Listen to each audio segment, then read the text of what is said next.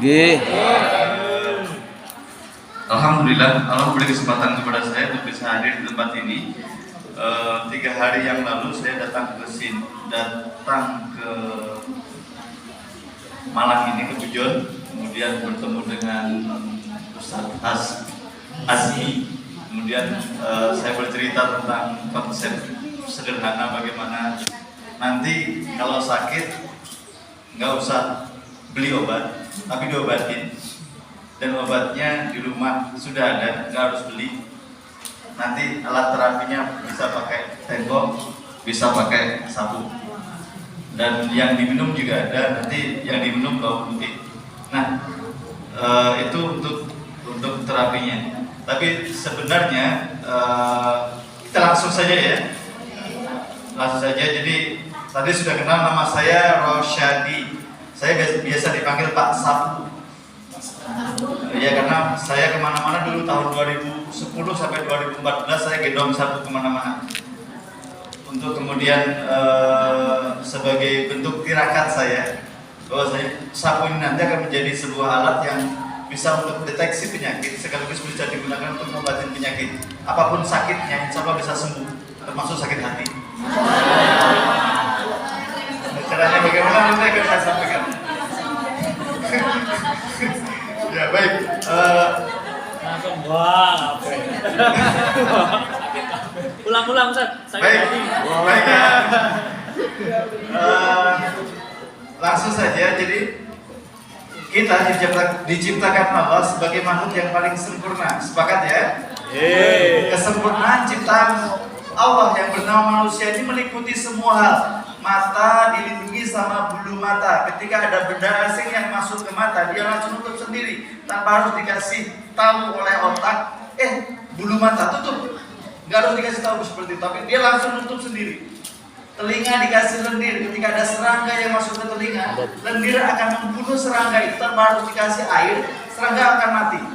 Tubuh dikasih sistem imunitas tubuh. Ketika kita konsumsi sesuatu yang ada boraknya, ada racunnya yang membahayakan kesehatan tubuh kita, maka sistem imunitas tubuh akan menjaga tubuh kita. Pertanyaannya, kemungkinan manusia menjadi sakit kecil atau besar? Kecil. Halo, sekarang di sini semuanya kan ya? Karena ada makanan, jadi saya nggak jadi begitu prioritas karena ada makanan. Begitu kan ya? Saya sangat paham sekali kalau ada makanan tuh yang bicara pasti nggak akan didengerin. Gitu ya. Baik, yang punya tangan kanan diangkat tangan kanannya. Yang punya tangan kanan turunkan, balik. Perhatikan saya, dengan cepat sekali sekarang pegang dagu, ya dagu.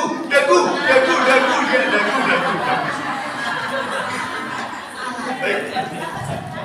Nanya. Ini sebenarnya contoh buat ibu-ibu. Ibu-ibu kalau ngincipin sayur sambil berdiri atau sambil duduk? Sambil duduk atau sambil berdiri? Berdiri ya, itu dilihat sama anak-anak tuh. Oh berarti boleh ya makan minum sambil berdiri. Walaupun setiap hari kita menyatakan, "Ma, kalau makan duduk," tapi jenengan kalau ngincipin sayur sambil berdiri. Para kroso. Maksudnya bawa kursi di dapur, kemudian duduk dimakan di situ. Diincipin.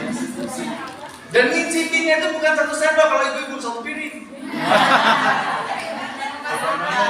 Sarapan itu Baik, jadi sederhananya Bapak Ibu sekalian, seharusnya kita itu gak gampang sakit. Pertanyaan berikutnya, ada gak sih manusia yang gak pernah sakit? Ada 2 orang, pertama Fir'aun. Fir'aun dikasih haknya di dunia, seluruh haknya dikasih. Hak pangkat, jabatan, rezeki, sehat, dikasih semuanya, biar dia gak bisa nuntut lagi di akhirat. Yang kedua Nabi Muhammad SAW, nyaris sudah pernah sakit. Sakitnya 2 kali. Pertama Rasulullah itu sakit karena diracun, menggunakan racun labiti. Racun itu bertahan dalam tubuh Rasulullah selama 4 tahun. Selama 4 tahun Rasulullah bisa beraktivitas seperti biasa. Padahal Rasulullah itu sama seperti kita. Masa kecil menggembala kambing, remaja berdagang, dewasa menikah, dilempar batu kena giginya copot, dilempar tombak kena tubuhnya berdarah. Apa yang membedakan kita dengan Rasulullah? Yang bedakan kita dengan Rasulullah itu sedikit. Kalau Rasulullah itu makannya sedikit, kalau kita sedikit-sedikit. Penyakit adalah makan setelah makan. Saya ulangi lagi, penyakit adalah makan setelah makan. Makan pertama yang butuh tubuh kita, makan kedua yang butuh nafsu kita. Makanan belum selesai dicerna, ditambah lagi dengan makanan baru. Makanan belum selesai dicerna, ditambah lagi dengan makanan baru. Yang akhirnya lambung nggak bisa memproses makanan menjadi nutrisi buat organ. Halo? Kalau kita makan sering-sering makan, akhirnya lambung nggak bisa proses makanan jadi nutrisi. Saya ulangi lagi, lambung nggak bisa proses makanan jadi nutrisi. Harusnya kalau kita itu pengen sehat, makannya harus 4 sehat 5 sempurna. Harus ada wortelnya, harus ada buahnya, harus ada susunya, harus ada dagingnya. Kalau pengen sehat untuk mencukupi seluruh kebutuhan organ, harusnya. Tapi Allah Maha Adil sama kita. Kalau kita makan ketela saja, itu sudah cukup untuk seluruh kebutuhan organ tubuh kita. Di saat kita makannya nikmat. Jadi makan apapun, seluruh kebutuhan nutrisi organ dicukupi. Syaratnya nikmat. Tapi bagaimana bisa makan nikmat kalau makan sambil lihat TV? Bagaimana makan bisa nikmat kalau punya banyak hutang? Bagaimana bisa nikmat kalau punya makan masalah? sambil jenengan. Gitu. Sembarangan. Nikmat ini. Bagaimana makan bisa nikmat kalau saya dengerin ngomongin orang gitu, jadi dengerin ceramah gitu, kan gak nikmat. Jadi sia-sia yang jenengan makan itu abas. Aduh. Porsinya Jadi banyak. belum waktunya makan, jenengan sudah makan.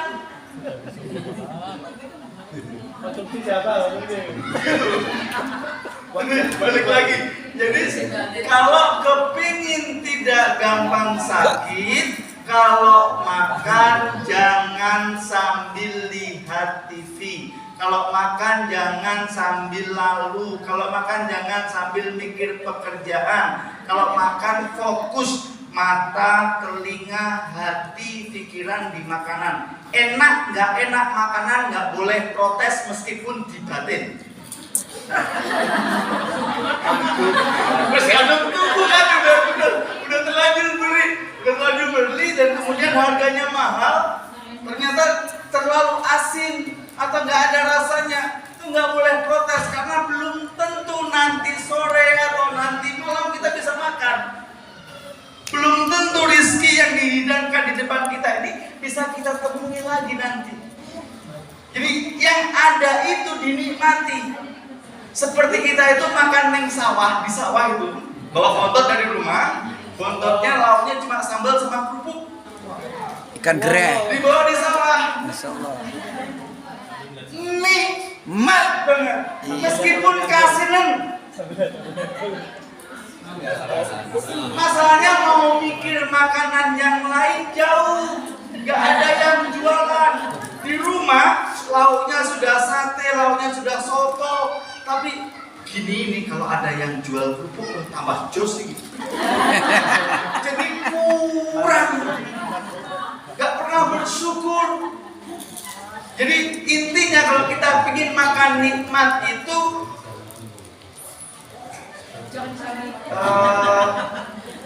tenangkan hati.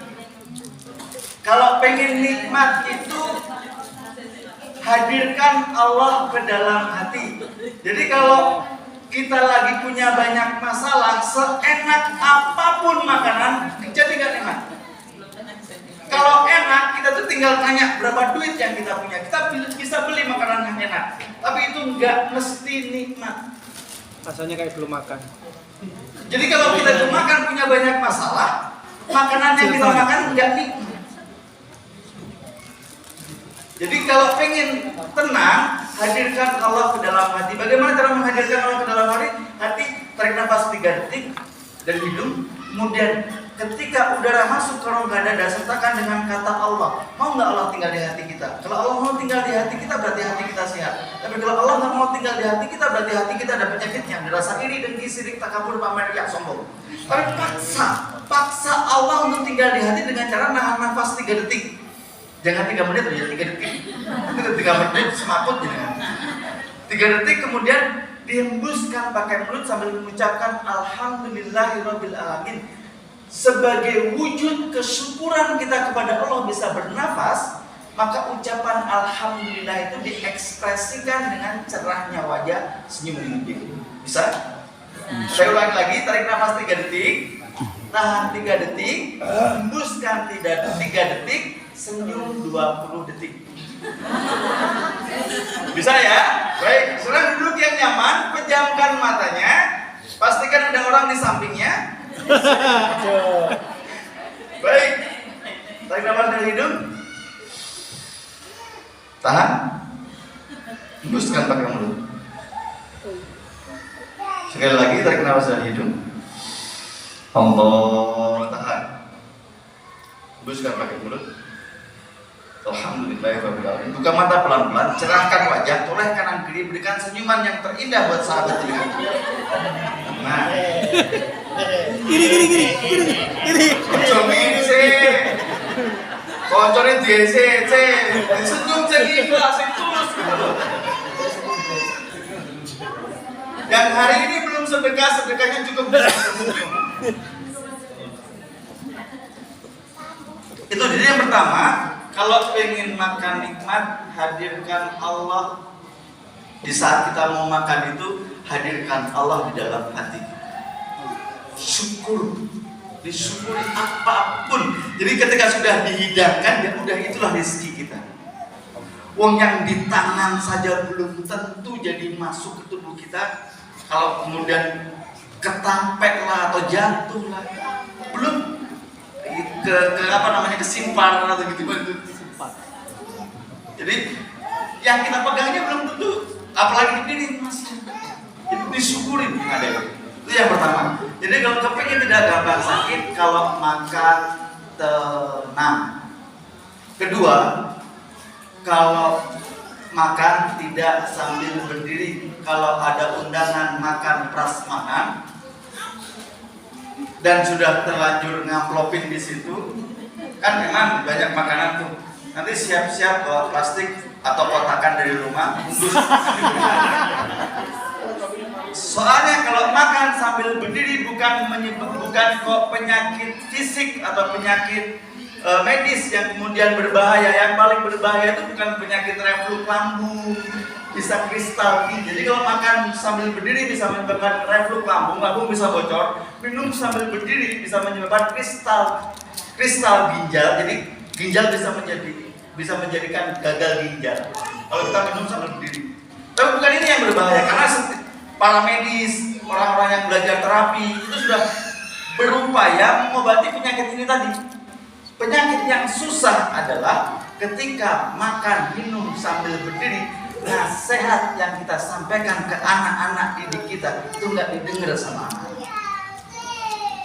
Karena makanan yang bisa menjadikan kita bisa ngomong, karena makanan yang bisa menjadikan kita bisa berdiri, karena makanan yang bisa kita kasih nasihat, membaca dan kemudian berpikir, itu dari makanan. Kalau kemudian kita makan saja nggak punya sopan santun, nggak punya adab, bagaimana kita ngasih tahu kita adab terhadap anak? Khususnya buat ibu-ibu. Lek bapak-bapak mangan karo ngadeg sing ora kene pantes sih. Bapak-bapak kalau makan sambil berdiri itu sik rada enek pantese. Soale bapak-bapak. Lek ibu-ibu gini. Jadi kalau ibu-ibu makan sambil berdiri itu bisa hancur adabnya gitu. Adabnya bisa rusak. Nah, jadi ibu-ibu nanti kalau masak, makan incipinnya sambil duduk ya. Ya. Itu.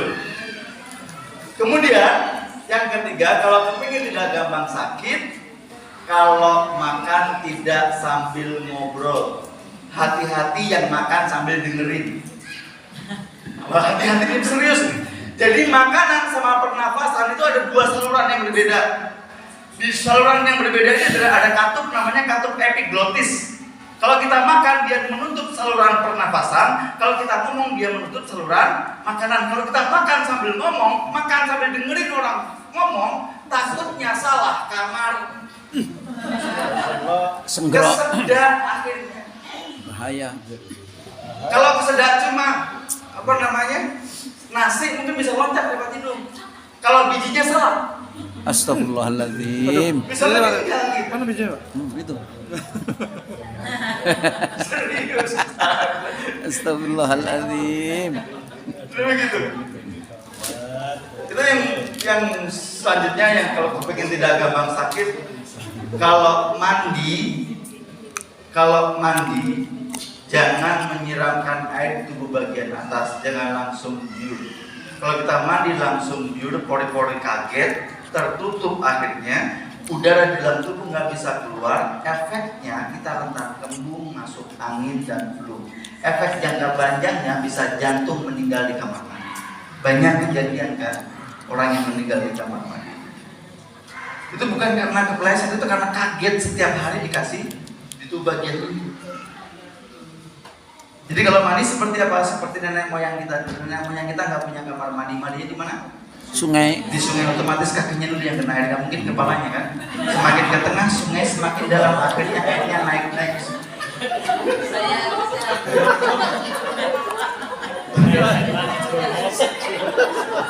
Ya kan ini naik. Sekarang kita nggak usah ke sungai, tetap di kamar mandi, cuma memulai menyiram aja di bawah dari kaki ke atas. Kalau sudah rata baru biur. Kalau pagi gunakan air dingin karena mau ketemu dengan matahari, jadi kecil kan pori-porinya. Kalau malam gunakan air hangat karena mau ketemu dengan udara yang dingin, maka buka pori-porinya. Begitu. Jadi kalau pagi itu mulainya kapan? Setelah jam 00. Jadi setelah jam 00 sudah bukan malam lagi, namanya sudah dini. Nah, itu ya mandi. Kemudian kalau habis maghrib sampai jam 12 malam jangan mandi. Saya ulangi lagi, habis maghrib sampai jam 12 malam jangan mandi. Karena kalau kita lakukan itu dan itu terjadi berulang-ulang bisa terkena penyakit rematik. Karena sistem imunitas tubuh kita pada saat habis maghrib sampai jam 12 malam itu sedang lemah. Karena waja'alnal lailal libasa waja'alnan nahara ma'asya. Ini jelas soalnya. Artinya pun juga jelas, gak perlu ditafsirkan yang ribet-ribet. Dijadikan malam untuk istirahat, siang untuk aktivitas, bukan kerja loh ya, aktif. Karena di saat aktif begini, sel tubuh kita itu ada yang rusak, ada yang hilang, ada yang lelah. Itu harus direcovery. Kapan recovery sel? Recovery sel terjadi pada saat kita istirahat. Istirahat paling baik dengan tidur. Tidur paling baik malam hari. Apa pembatas sore dan malam? Isya. Benar isya. Jadi kalau habis maghrib kita nggak boleh tidur.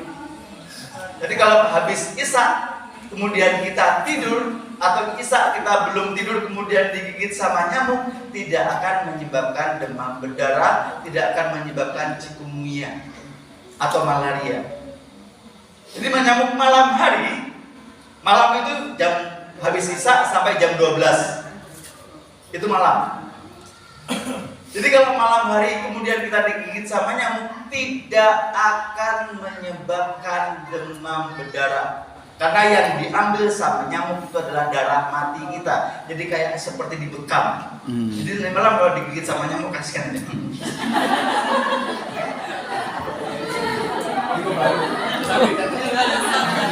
Gatel kan ya? Gatel.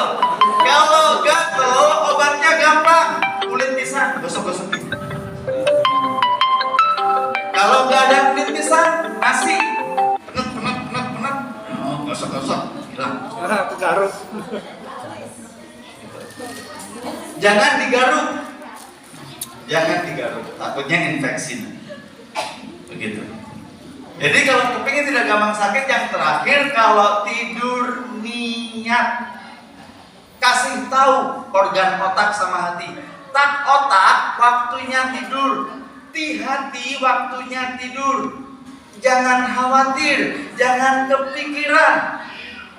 Masalah pun dikasih tahu, wahai masalah, ini udah malam waktunya tidur. Teruskan besok pagi.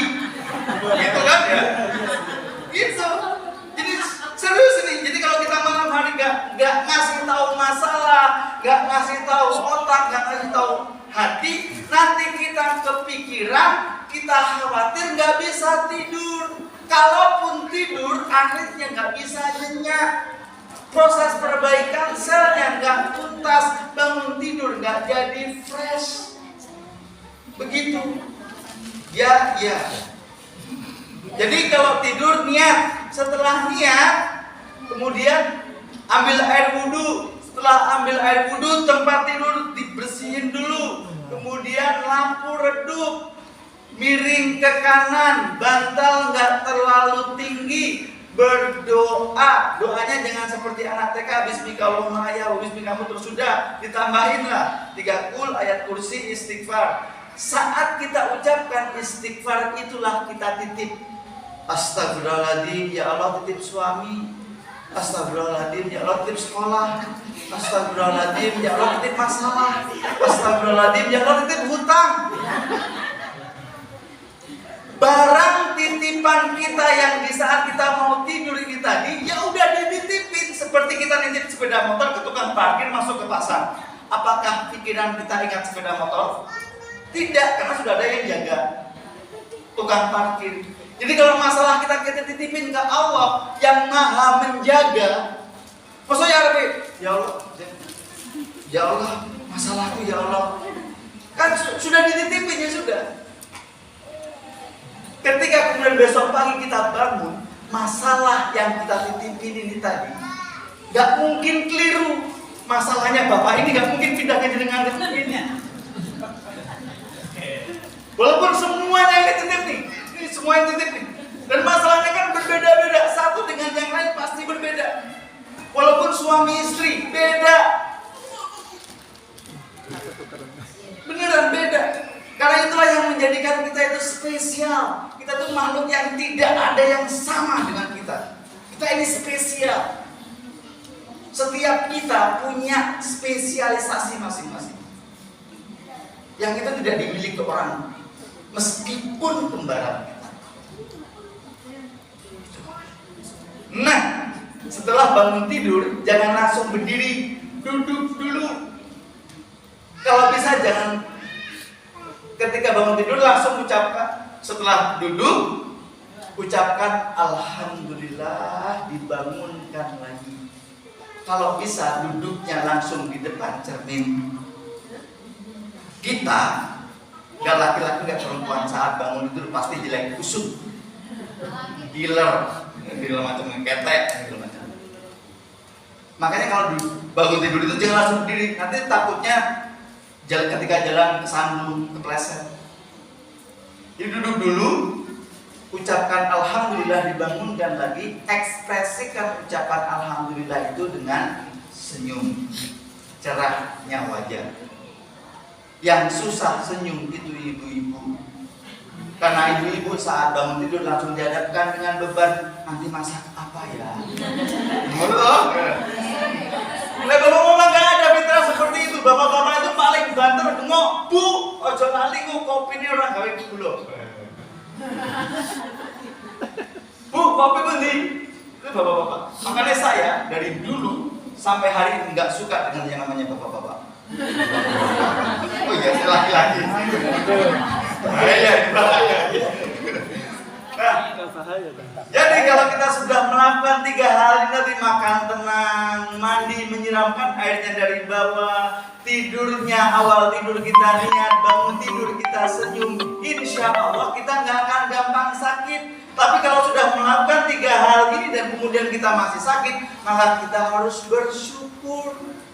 Karena sakit itu ada 2 kemungkinan. 1, Allah mau menghapus dosa-dosa dan kesalahan kita. Dua, Allah meningkatkan derajat ketakwaan kita. Jadi gak ada yang namanya hukuman saat kita dikasih sakit. Yang ada cuma diingetin sama Allah. Kita lebih mendekat ke Allah, bahkan kita menjauh sama Allah. Misalnya nih saya sakit panu. Ya Allah, saya terima panu ini, saya ikhlas dengan panu ini. Gak saya obati, panunya sembuh. Halo Bapak, saya punya sakit panu nih, nggak saya obatin, tapi saya ikhlas, saya sabar dengan panunya saya ini. Saya terima ya Allah panu ini, nggak apa-apa wes. Panuan. Nggak apa-apa wes, panu nggak apa-apa. Sembuh nggak? Kayak saya obatin sembuh nggak? Apakah Allah butuh kalpanak untuk jadiin panu saya hilang? Enggak kan? Apakah Allah butuh bekam untuk menjadikan kita itu hilang dari sakit kita? Enggak. Allah hanya butuh kun saja untuk jadikan kita sembuh dari sakit kita. Karena hari ini kita itu sudah dipola oleh iklan. Kita ini korban iklan. Anda deh bukan. Kalau saya kan ikut, kalau kita kan begitu ya. Anda tuh korban iklan. Sakit kepala yang diingat siapa? Bodrek. Sakit perut yang diingat siapa? Romak. Sakit gigi yang diingat siapa? Oskadon. Terus Gusti Allah neng ndi?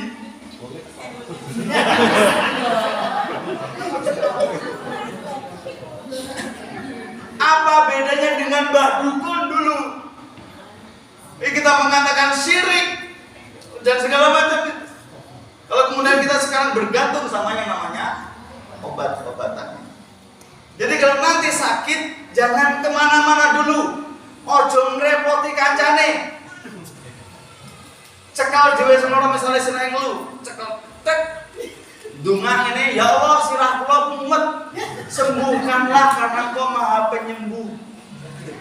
Kok enggak sembuh? Utangnya dibayar tuh. Ke dapur. Jangan dapurnya tetangga loh ya, dapur sendiri. Ke dapur, ambil bawang putih 1 siung, punya kan bawang putih? Nggak usah cari bawang lanang atau bawang. Yang penting bawang putih 1 siung, ambil, digeprek, masukin dalam gelas, kasih air hangat setengah gelas. Kalau punya madu kasih madu, kalau nggak punya madu kasih gula aren, nggak punya gula aren, nggak punya madu, nggak punya gula batu, cukup air hangat saja. Nggak punya air hangat minta tetangga. Hacut.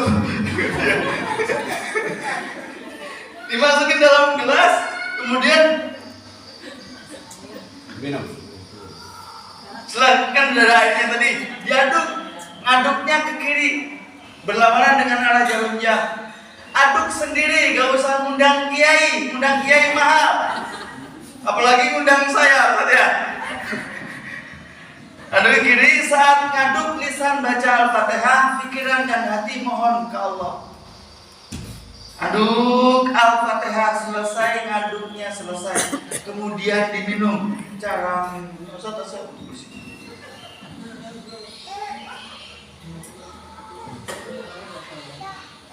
cara minumnya, kalau duduknya di kursi, kain kanannya diangkat lebih tinggi dari kaki kiri begini, duduk cantik. Kalau duduknya di lantai, kaki kirinya didudukin begini, kaki kanannya diangkat begini, dadanya menyentuh ke lutut begini. Ini kalau gemuk gak bisa, gak ada yang gemuk kan?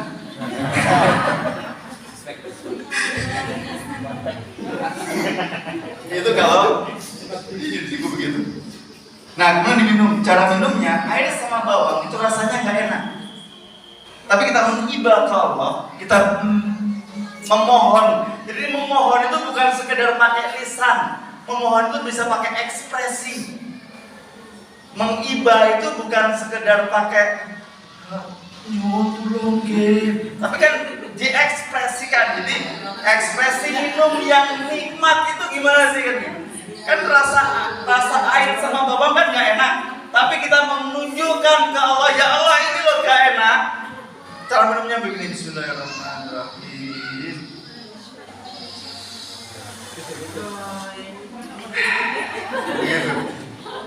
padahal gak enak, dan kita itu gak minum di depan orang-orang, kita minumnya dilihat sama Allah. Jadi kita nggak apa namanya, nggak minta perhatian orang, kita nggak caper sama orang, kita butuh Allah kan, yang kasih sembuh kan Allah, bukan obat. Yang kasih sembuh bukan dokter, bukan rumah sakit, yang kasih sembuh Allah. Tapi kita sudah jadi korban itu tadi, yang bikin saya terkadang mangkal sama diri saya sendiri. Kenapa aku mangkal sama diri saya sendiri? Karena saya nggak bisa berbuat apa-apa dengan kondisi masyarakat kita hari ini yang kemudian bergantung sama obat. Begitu. Mohon maaf Bu Bidan. Bu Bidan juga bertanggung jawab untuk memberikan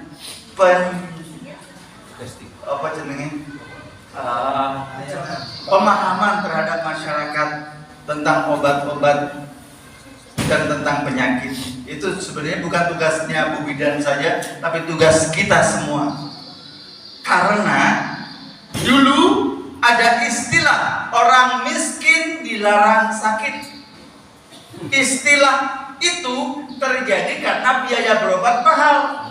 Sekarang istilah itu diganti, orang tua dilarang sakit, bapak dan ibu dilarang sakit. Kenapa kok demikian? Karena tanggung jawab pendidikan itu bukan tanggung jawab pesantren, bukan tanggung jawab guru, tapi tanggung jawab orang tua. Bagaimana punya generasi yang kuat kalau orang tuanya sakit-sakitan? Maka orang tua jangan sakit. Oke? Setelah minum air bawang tadi diseruput sampai habis, baru setelah itu terapi sapu. Kalau pengen sapu yang baik, cari sapu di masjid, tapi jangan dicuri.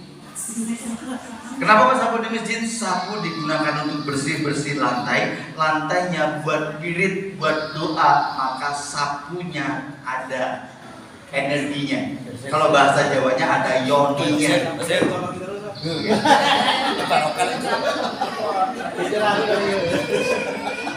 Jadi kalau digunakan buat terapi, dia energinya lebih kuat untuk menyembuhkan. Nah, tapi jangan dicuri loh ya. Dengan beli sapu baru, bilang ke takmir masjid, Pak takmir, tukeran yuk. Saya punya sapu baru nih, boleh nggak saya tukar dengan sapu yang paling jelek di masjid? Hah? Ya wis. Boleh. Loh, Gitu cara ya. cerdas Pak Basir. Sampeyan cepatno sapu. Terapi sapu untuk Pojok-pojok, mengetahui, Basir. dan sapunya bukan harus lengkap, jadi harus dipaku ininya. Jadi nggak boleh berputar-putar. Jadi nanti yang digunakan buat terapi adalah gagangnya, yang kayu ya, bukan yang plastik. Diameternya ya segede ini. Jadi nggak boleh lebih besar, nggak boleh lebih kecil. Sapu Indonesia paling pas. Saya punya sapu yang dari Arab Saudi pada tahun 2014 kemarin itu saya umroh bersama dengan 2 bidadari saya. Saya punya 2 bidadari Bapak Ibu sekalian. Yang pertama itu ibu kandung saya, yang kedua istri tercinta saya. Jadi jangan punya pikiran yang jelek Bapak-bapak.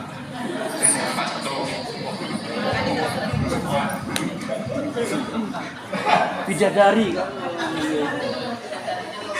Ketika saya tawaf, ketika di Masjid Nabawi itu ada marbot dari Indonesia. Saya kemudian minta izin, bagaimana, boleh nggak saya minta gagang sapu? Ternyata nggak boleh minta. Kalau pengen mendapatkan barang ataupun sesuatu dari masjid harus wakaf dulu, mengganti. Jadi saya wakaf berapa real itu untuk mendapatkan gagang sapu dari Arab Saudi. Dan alhamdulillah sampai ke Indonesia dan saya gunakan untuk terapi, tapi bukan untuk jimat-jimatan, bukan. Begitu.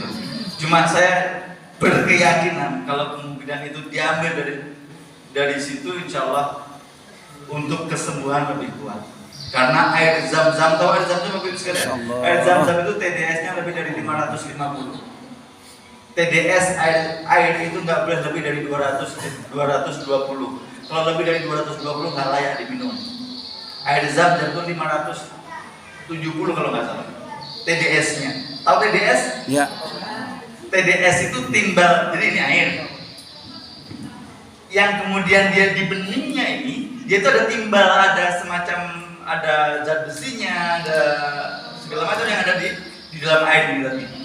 Nah, itu nggak boleh, kadarnya itu nggak boleh melebihi dari 220. Kalau lebih dari 220 nggak layak diminum. Tapi air zam-zam 570 TDS-nya. Tapi menjadi air terbaik di dunia. Kenapa demikian? Karena setiap hari jutaan orang berdoa di situ. Dan doa pasti baik. Nggak ada doa yang jelek. Doa baik saja belum tentu diterima sama Allah, apalagi doa jelek pasti ditolak. Jadi kalau doa yang baik-baik ya Bapak Ibu, iya. Tuh. Baik, kembali. Jadi kalau nanti itu terapi ini, jenengan harus tahu titik saraf di telapak kaki. Kelihatan kaki telapak kaki saya? Belakang kelihatan? Saraf manusia itu di sini. Jadi jari kaki di bagian kepala. Jadi kalau mata, telinga, hidung, gigi, lidah sakit, titik sarafnya di jari-jari kaki.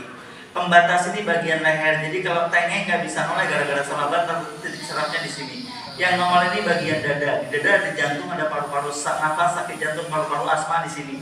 Ini bagian perut. Kalau kena lever, kolesterol, stroke, asam urat, diabetes, darah tinggi, kencing sakit hati, nggak punya duit di sini. Ini rahim dan kemaluan, menstruasi nggak lancar, lama nggak punya keturunan, nium, kista, kanker serviks, kanker rahim. Ibu-ibu pengen jadi perawan lagi, bapak-bapak pengen di sini. Sabar. Di bagian pinggang, kalau pengen langsing di sini. Saya ulangi lagi, pinggang di sini ya. Saya ulangi lagi, kepala, leher, dada, perut, rahim dan kemaluan, pinggang. Hafal? Bareng-bareng.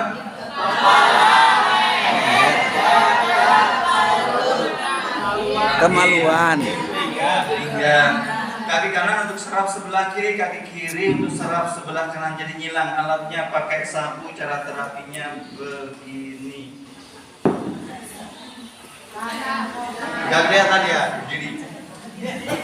Ya iyalah, terus sarafnya juga.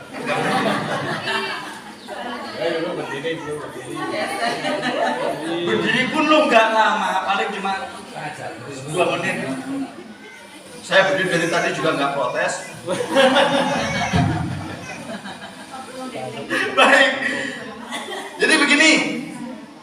Kalau begini, ini kelingkingnya nggak kena. Tumit kaki kanan diserongkan ke kanan, tumit kaki kiri diserongkan ke kiri. Terus pegangan. Nanti pegangannya di depan. Diangkat tumitnya. Nah, ini deteksi penyakit. Kalau ada yang sakit, berarti ada penyumbatan pembuluh darah di bagian leher dan kepala kita. Diinjak 9 kali. 1, 2, 3, 4, 5, 6, 7, 8, 9. Maju sedikit, 9 kali juga. 1, 2, 3, 4, 5, 6, 7, 8, 9. Maju sedikit, 9 kali. Begitu seterusnya. Setiap kali maju sedikit itu selebar lingkaran diameternya sapu. Gagang sapu. Nah, dikit-dikit, setiap kali maju 9 kali injakan.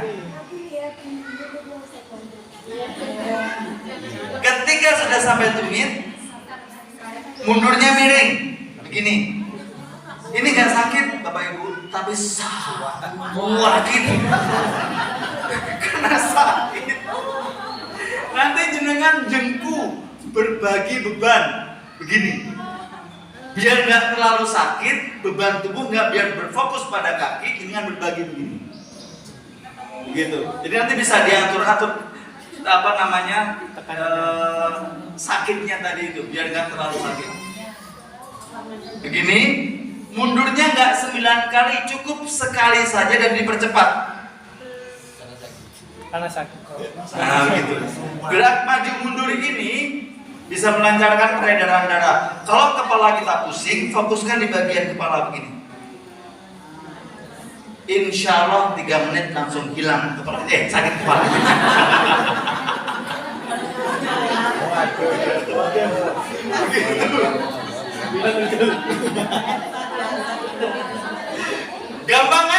Gampang, bisa dipraktekkan.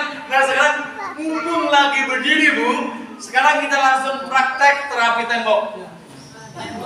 Nah, langsung praktek terapi tembok. Jangan nempel tembok dulu, lihat saya dulu. Tak ajarin dulu, mumpung jenengan sudah berdiri biar nggak duduk berdiri kan nggak asik kan ya? Iya gini.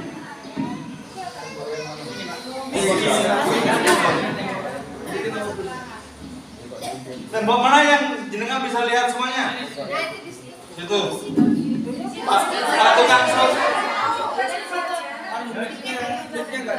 Pak nanti yang syuting di share ya. Jadi yang nggak kelihatan bisa lihat.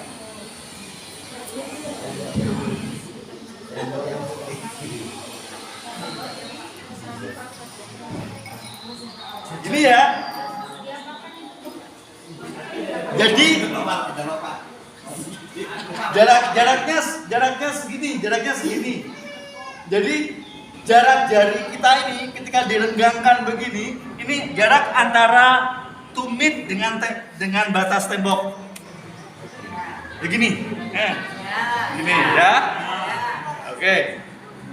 Kemudian kan jaraknya segini. Diangkat tumitnya begini, ini nempel di sini. Jadi apa namanya ini? Ini apa ini? Ini apa namanya? Ya ini. Paham ya, paham. Namanya nggak tahu nggak apa-apa. Tempelkan begini. Diayun dulu, diayun 9 kali.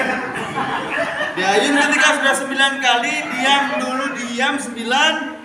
Dihitung 1, 2, 3, 4, 5, 6, 7, 8, 9. Gitu. Paham? Paham. Kanan kiri nanti gantian.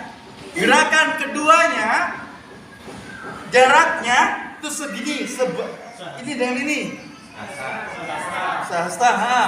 Jaraknya masing-masing kan beda-beda tangannya, nggak mungkin sama kan? Gitu. Nah, kemudian jinjit. Nggak terkata. Ya wes ini sampai habis. Tempelkan dada sama perutnya. Kemudian tumitnya diturunin. Nah, nanti ketarik sekali di sini. Hitung sampai 9. 1, 2, 3, 4, 5, 6, 7, 8, 9. Bisa? Bisa. Praktek. Temboknya luas, nggak mungkin nggak ada bagian tembok. Nggak ada di tembok masjid, keluar tembok di luar masjid juga nggak apa-apa. Bapak-bapak juga praktek. Tadi udah makan kok, enak-enak nggak mau praktek. Ayo praktek semuanya. Praktek.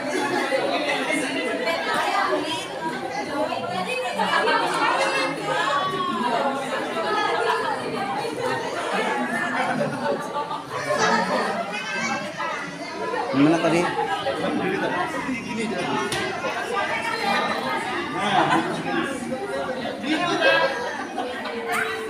Yang mana nakalan ya?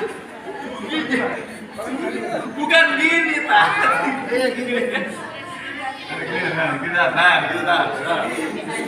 Sudah semuanya dihitung. 1, diayun dulu ayun. 1, 2, 3, 4, 5, 6. Apaan 9? Hitungan 9 diam. 1, 2, 3, 4, 5, 6, 7, 8, 9. Gantian yang kanan. Dokter yang kiri gantian yang kanan. Kalau yang tadi yang kanan gantian yang kiri.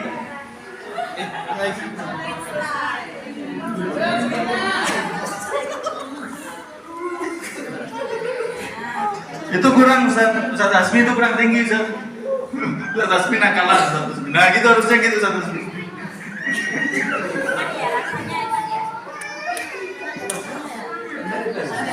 Nah sekarang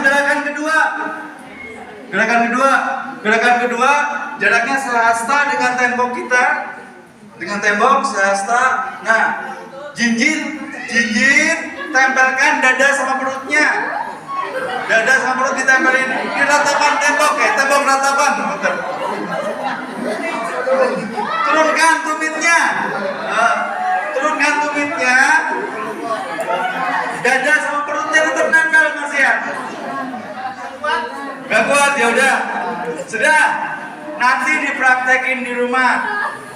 Silakan duduk kembali. Kamu sakit, begitu. Gampang kan? Gampang. Bisa dikerjakan, bisa dikerjakan. Kurang tahu. Apakah saya terlalu panjang? Karena ini sudah saya informasikan sejak tahun 2014. Bapak Ibu tahu, saya pernah di Kudus itu ngisi di jamaah di pengajian Ahad pagi di Masjid Kudus itu jamaahnya ada 1.000. Tahu ibu-ibu yang ngelakuin berapa orang? 1 orang. Dari 1.000 jamaah yang ngerjain terapi sapu cuma 1 orang. Berarti ini kalau ada sekian banyak ini nggak ada yang ngerjain. Dan saya biasa saja. Karena bagi saya nggak begitu masalah dengan ngerjain dapat manfaatnya jenengan, nggak ngerjain juga yang dapat resiko juga jenengan. Karena saya nggak punya bisnis sapu, nggak, bisnis bawang, nggak, bisnis tembok juga nggak. Begitu.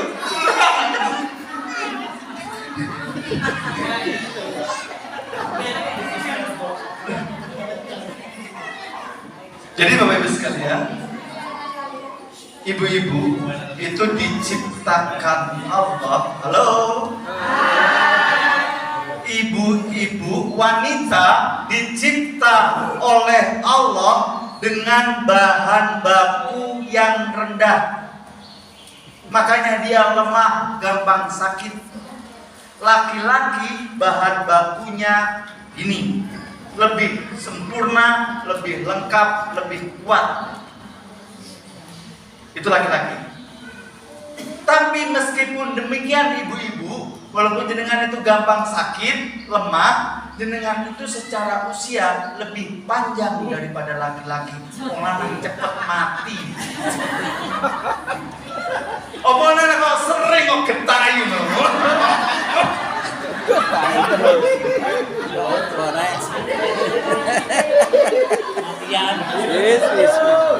Wis. Ya apa Pak Basir? Baik, jadi secara ilmiahnya perempuan itu kenapa kalau dia itu nggak gampang meninggal? Ketika perempuan sudah menopause, ada nenek-nenek sudah menopause, lihat lelaki seganteng saya, dia nggak tertarik. Tapi kalau kakek-kakek giginya ompong, rambutnya putih, jalannya bungkuk, melihat perempuan pakai baju seksi di depannya pasti digodain. Dan itu kalau kemudian nafsunya tinggi, secara fisik dia nggak mampu memberdirikan alat vitalnya, kena jantungnya atau pecah pembuluh darahnya, stroke meninggal. Dan hati-hati yang kena diabetes. Halo, hari ini 2023 diprediksi tahun 2010 kemarin ketika saya ikut pelatihan seminar kesehatan. Tahun 2023 Indonesia 2/3 penduduk Indonesia kena diabetes.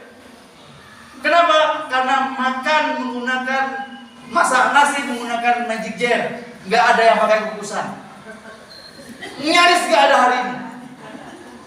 Kenapa kukusan sangat luar biasa, bahkan dicuri sama Jepang, kemudian muncul dimsum. Kita nggak ada, kita nggak punya. Dicuri sama Jepang, dibikin dimsum itu. Yang kemudian menjadi makanan yang sangat keren, padahal itu nyuri dari kita. Belajar dari nenek moyang kita dulu pakai kukusan itu. Tahu nggak kukusan manfaatnya apa? Kukusan itu kemudian digunakan untuk apa namanya? Setelah nasi itu dikaru, bahasa karung, paham jenengan? Jadi kalau jenengan nggak paham, jadi jenengan orang baru. Cukup. Beda istilah. Wong anyar, orang kenal dikaru, wong anyar. Wong muda. Ketika kemudian dia dimasak pakai kukusan itu, apa namanya, bambu yang di dalam dandang itu, itu dia akan mengeluarkan zat namanya selica. Selica itu yang kemudian mengisahkan yang disemprot pestisida, obat-obat yang digunakan untuk bikin padi bagus. Itu dari bambu kukusan itu. Dan hebatnya lagi, semakin hitam kukusan, maka selicanya semakin kuat. Semakin sering digunakan, maka dia semakin kuat. Luar biasanya. Makanya nenek moyang kita dulu itu sebelum melakukan sesuatu pasti ditirakati dulu. Gak mungkin gak ada kosong, gak mungkin gak ada. Pasti dilakukan. G? Sudah ada pertanyaan? Tidak ada. Gampang kan, tinggal ngerjain saja. Makan tenang, mandi dari bawah, tidur nyanyian, bangun tidur senyum. Insya Allah gak gampang sakit. Kalaupun sakit, sembuh. Saya ulangi, kalaupun sakit, sembuh. Dan Bapak Ibu kalau pengen tahu orang terkena kanker kelenjar getah bening stadium 4 sembuh dalam waktu 28 hari hanya dengan terapi pernafasan. Terapi pernafasan itu gimana? Tarik nafas 3 detik, tahan 3 detik, hembuskan 3 detik, senyum 20 detik di depan cermin. Bukan senyum 20 detik terus kemudian gak ada orang senyum sendiri gitu, enggak. Nanti dikira kapan gendengnya kan begitu.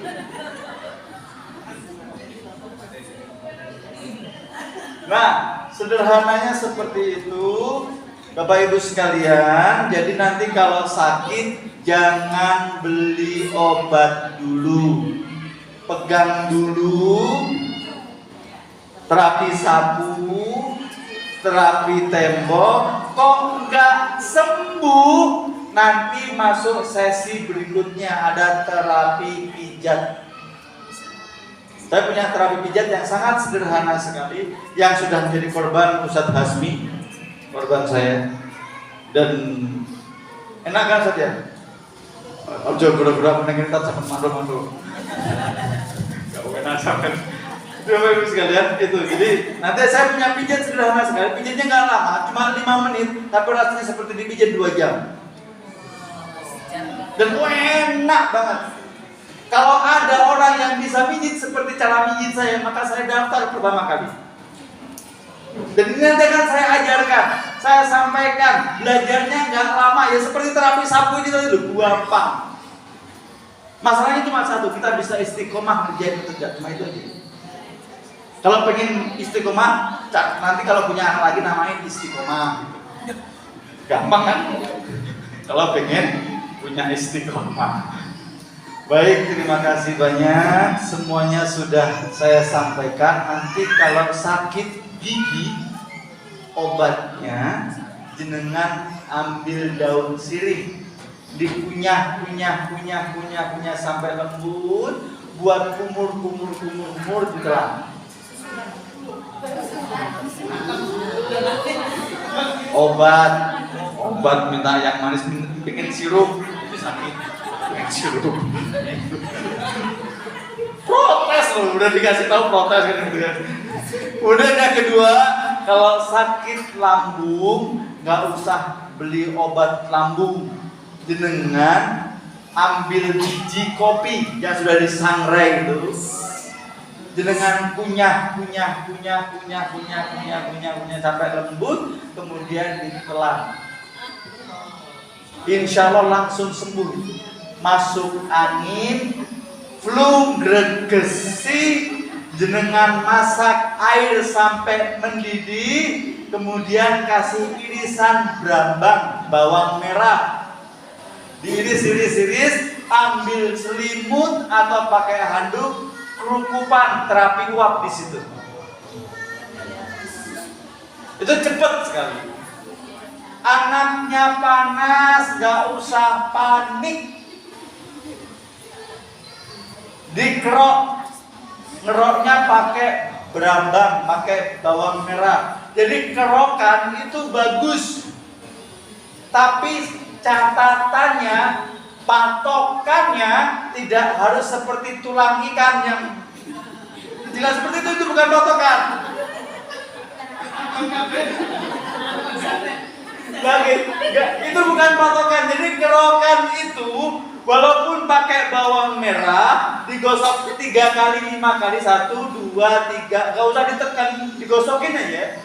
Itu 3 kali. Ketika kemudian makrofag, ya Pak, darah diambil, kemudian dibawa ke pakai mikroskop, dites pakai mikroskop, maka makrofag itu sel di dalam darah, dia itu pemakan kuman.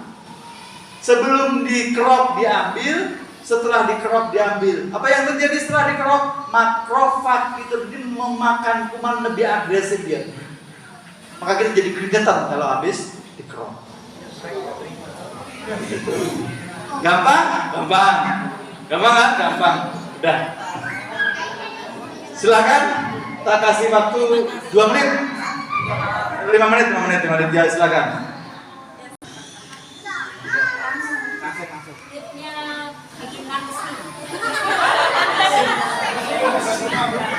Ini butuh langsing. Baik, kalau kepengen langsing gampang. Stop makan kerupuk. Gampang kan? Jadi makanan yang nggak boleh dikonsumsi cuma 1 kerupuk. Apapun sakitnya yang nggak boleh dimakan cuma 1 kerupuk. Apapun boleh. Kalau makan enak, jangan lupa ajak teman. Serius ini. Kalau dengan makan enak sendirian, nanti bisa stroke sana. Karena terlalu banyak nutrisi bisa memicu terjadinya stroke. Tapi kalau kekurangan nutrisi, paling-paling itu cuma stunting. Gampang obatnya. Ya. Gitu gampang ya. Jadi pagi hari jam 4 pagi sampai jam 12 siang, kalau bisa yang dimakan cuma 3, kurma, pisang, paya. Saya ulangi lagi, jam 4 pagi sampai jam 12 siang, kalau pengen langsing secara cepat selama 21 hari, yang dimakan cuma 3. Makan sak warekmu lho ora apa-apa. Sak tunduk dimakan dhewe ora apa-apa. Kurma, pisang, pepaya. Boleh dimakan semuanya, tapi kalau dimakan semuanya kan kasihan yang lain gak kebagian, rakus banget. Kan begitu. Kalau dimakan semuanya. Kontek Pak Baiki, pisangi. Nah, kalau makan pisang, bagusnya itu plus dengan kulitnya. Mantap, sak kulite. Oh. Sat nanang sak kulite. Kalau kulitnya pisang itu Oh.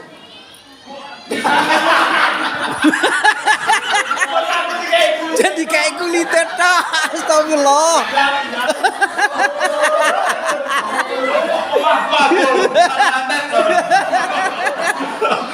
Aku udah kenal awakmu lah, aku gak diurus sama kamu lebih awakmu. Saya nyandat loh ya. Masa aku kayak kulitnya gedang. Jadi ini kan kulitnya tebal. Kalau makan pisang dengan kulit yang tebal begini, yang dimakan kulitnya juga. Cuma ambil sendok, dikerok nih. Jangan O, kalau paham jangan O, karena O itu nggak ada dalam Al-Quran. A, I, U adanya. I, U, A. Gitu ya. Kalau O itu nggak ada di Al-Quran. Fathah, A, Nasroh, I. Kalau Ho itu kan berawalan dulu, Do berawalan dulu, jadi nggak ada O itu nggak ada. Gitu. Baik, balik lagi. Itu ini dikonsumsinya sebelum tidur. Yang tanya langsing tadi itu sebelum tidur jam berapa? Tidur jam 10. Sebelum tidur makan pisang dengan kulitnya dikerok dalamnya. Sebanyak mungkin nggak apa-apa, tapi jangan makan berat loh ya. Jadi kalau lapar jangan makan berat, jangan makan karbohidrat, jangan makan tepung-tepungan. Tepung yang asli nggak apa-apa. Maksudnya jangan makan yang dari tepung lah. Itu kalau kemudian kita tidur dalam keadaan kenyang bisa memicu terjadinya sakit jantung, meninggal mendadak. Begitu. Jam 4 pagi sampai jam 12 siang yang nggak boleh dimakan, yang dimakan cuma 3 itu tadi. Artinya semuanya jangan dimakan dulu. Boleh dimakan nanti jam 12 sampai isya. Batas isya jam berapa di daerah itulah. Kemudian stop makan berat. Apapun boleh kecuali satu, kerupuk tok. Apapun, wis makan nasi, makan apapun boleh. Tapi jam 12 sampai isya. Habis isya sampai jam 4 pagi stop makan. Lapar nggak bisa tidur, makan pisang, kurma, pepaya. Gampang. Selesai sudah. Semuanya sudah saya sampaikan.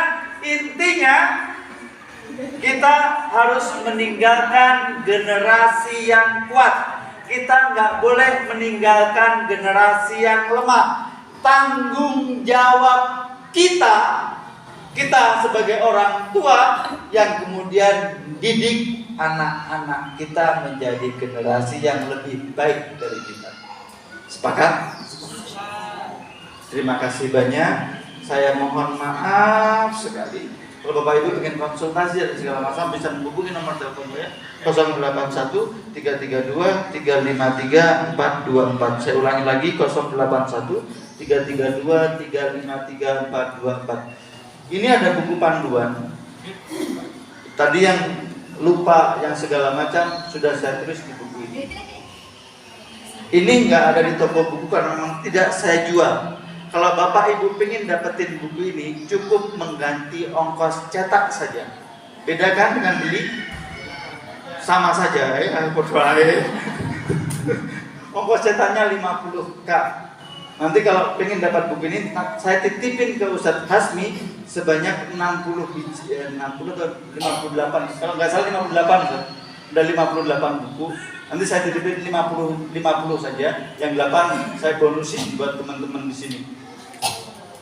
Jadi 50 saya titipin di sini. Dibeli nggak dibeli saya titipin. Kalau nggak dibeli juga kebangetan kan nggak tahu. Nah, terima kasih banyak. Jadi bukunya harganya ganti ongkos cetaknya 50.000. Ini jangan difotokopi karena sudah ada ISBN-nya juga. Jadi nanti kalau ketahuan fotokopi saya bisa tuntut. Begitu. Terima kasih banyak. Saya mohon maaf. Terima kasih banyak. Ibu-ibu kalau menstruasi jangan menggunakan pembalut yang murah-murah. Ganti pakai kain, pakai handuk atau pakai sarung. Si sarungnya suami yang udah lama itu dilipat-lipat begitu.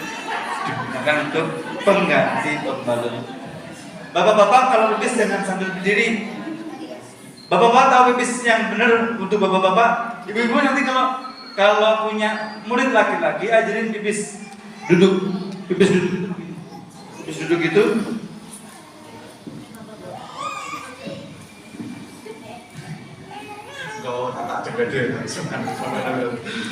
Jadi begini, pipis habis.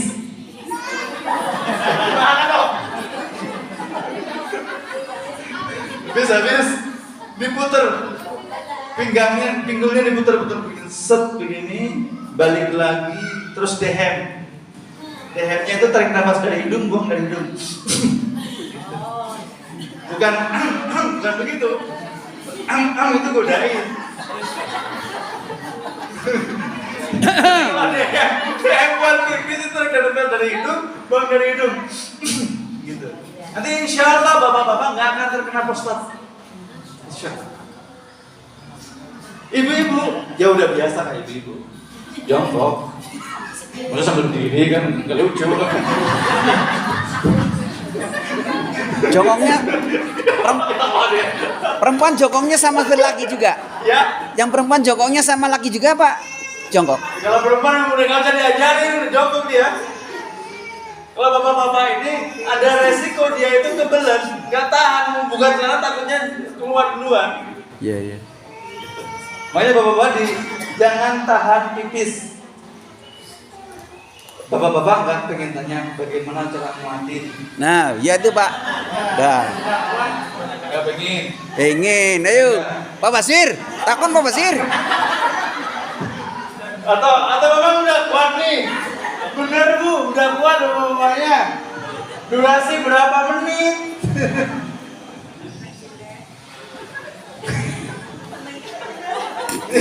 Ini ada kaitannya dengan buang air kecil. Bu, pernah senam kegel kan ya? Nah, bapak-bapak juga ada senam kegelnya. Tak ajarin ya bapak-bapak. Ketika jenengan buang air kecil tadi itu jangan dikeluarin semua. Tahan, keluarin lagi. Tahan, dikit, keluarin lagi, tahan. Buka, tutup, buka, tutup. 7 kali minimal. Jadi selama kita nahannya 7 kali. Tahan, keluarin, tahan, keluarin, tahan, keluarin. Itu kalau kita 3 kali sehari, maka 21 kali senam. Bu, ada yang minus, ada yang plus. Nih, saya obatin dengan cara yang sangat sederhana sekali. Ini ada terapi mata namanya. Ustaz, minta bantuan, kalau ini saya butuh antum. Apa? Ini telinga kita ya. Telinga kita lurus begini. Nah, lurus begini. Lihat sini gantian. Gini. Selama 33 kali. Gini, 33 kali. Nah, gitu. Terus 33 kali. Udah selesai 33. Sekarang gini. Ini tumbuhnya rambut sama janggut. Nah, janggut. Nah, gini. Gini. Atas bawah. Jadi semua harus dikasih senam, ada senamnya. Otot di mata harus ada senamnya, biar kuat dia, nggak lemah. Nggak hanya dipakai terus nggak pernah dikasih latihan. Dolim kita bapak ibu sekalian. Kalau jenengan tidur mikir masalah itu dolim sama tubuh. Dolim bapak ibu sekalian. AS2 dolim. Senam itu lakukan 5 kali sehari, setiap kali habis sholat. Sederhana kan? Gampang kan? Gampang, gak keluarin biaya. Itu. Terima kasih banyak. Selesai sudah, semuanya sudah saya kasihkan. Tinggal nanti pijitnya yang belum. Pijitnya nanti ada api nggak? Nanti ada api nggak? Saya bisa pijit api nggak? Ya nasi kita. Ya, baik. Saya ingin sekali bisa mijit kiai-kiai bisa pijit. Jadi Kiai Gontor udah saya pijit, Bupati Ponorogo udah saya pijit, Wakal Polresnya Batu udah pernah saya pijit.